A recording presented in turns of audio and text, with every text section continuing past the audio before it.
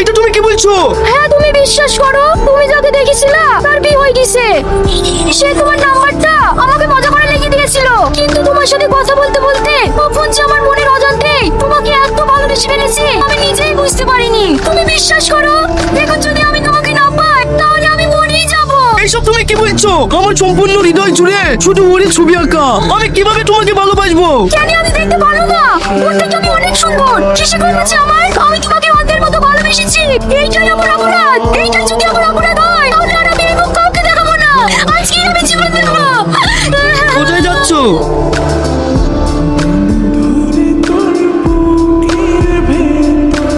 তুমি কান্না করো না প্লিজ।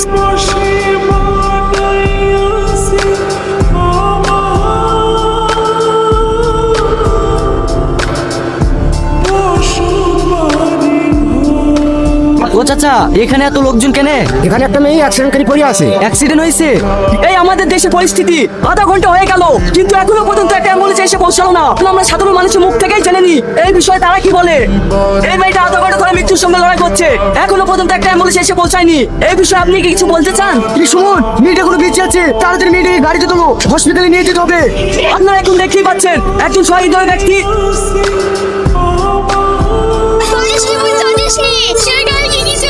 সারা রাত কেটে গেল, এখনো বাড়ি আসেনি।